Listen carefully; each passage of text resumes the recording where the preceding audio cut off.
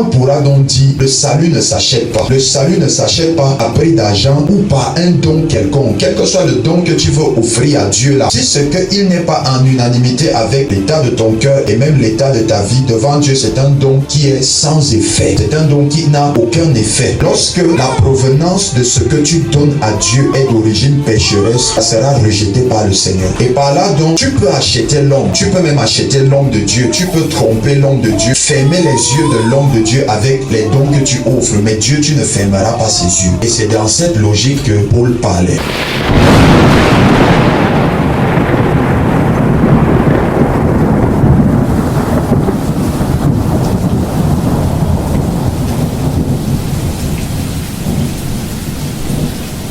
L'apôtre Paul se lève contre le fait de brandir les œuvres devant. Il se lève contre le fait de prendre les œuvres et de mettre en avant. Mais l'apôtre Jacques lui vient, il dit que la foi sans les œuvres est morte. Paul ne trouve pas d'importance aux œuvres, mais Jacques, lui, il trouve d'importance aux œuvres. Nous allons un peu comparer ces deux passages. Donc c'est comme une thèse et une antithèse. Et à la fin, il faut une synthèse dans le but de joindre les deux camps. Que les deux camps soient finalement d'accord. Et c'est un peu ça que nous allons essayer d'expliquer. L'apôtre Paul dit ceci: nous ne devons pas nous glorifier de nos œuvres parce que les œuvres ne nous sauveront pas. A priori, dans un premier temps, c'est ce que Paul semble dire. Et vous savez, Paul était un homme tellement spirituel que lorsqu'il glissait une parole, il fallait être armé d'une force spirituelle pour comprendre ça. Lorsque Paul dit que nous n'avons pas besoin de nous glorifier de nos œuvres parce que c'est pas nos œuvres qui nous donneront le salut, il faut comprendre que Paul parle d'un type de personne qui a sujet à vouloir tromper Dieu par les œuvres.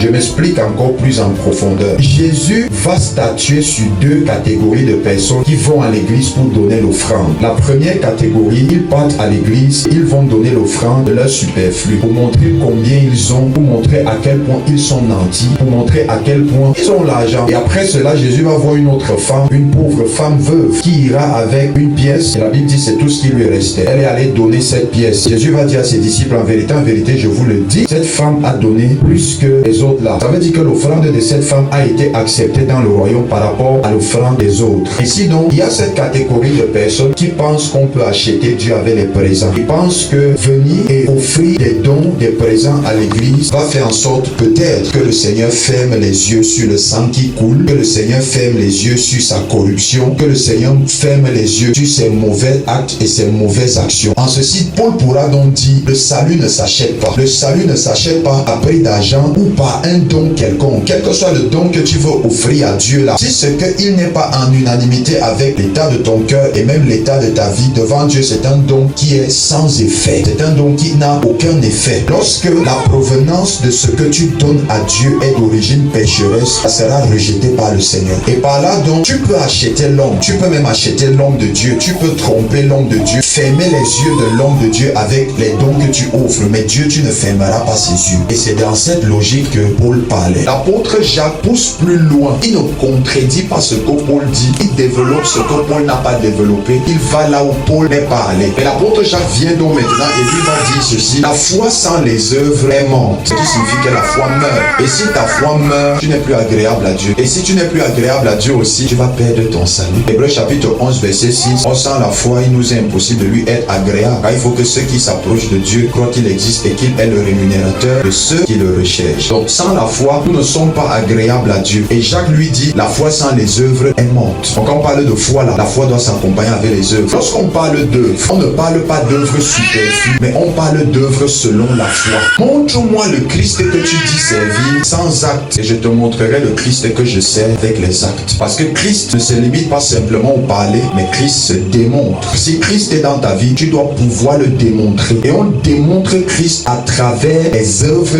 que nous faisons pour sa gloire. Tu ne peux pas avoir la foi en Jésus et tu ne manifestes pas sa présence autour de toi. De telle en sorte que au travers de toi, par toi, on le lise. Tu ne peux pas avoir Christ dans ta vie et tu ne démontres pas cette foi que tu as en lui. Il faut démontrer ça en parole et en acte. Tu es pasteur, ok. Où sont les œuvres de ton ministère pastoral? C'est de ça dont il est question. Il n'est pas question de dire debout je suis. Les œuvres, c'est quoi? En ceci que ce sont les œuvres qui parleront même pour toi plus que ce que toi tu dis. Ainsi donc, on reconnaît un Dieu qui n'est pas muet, qui n'est pas statique, qui n'est pas sur place, mais qui agit parce que Dieu agit. Et si oui, Dieu agit, nous ayant foi en lui, nous devons manifester les œuvres de Dieu sur la terre. Montre-moi la foi sans les œuvres et moi je te montrerai une foi avec les œuvres. Ainsi donc, les œuvres que nous faisons, non pour nous, non pour se glorifier, non pour se vanter, dont Paul parle dans le livre des Éphésiens, nous sauvent.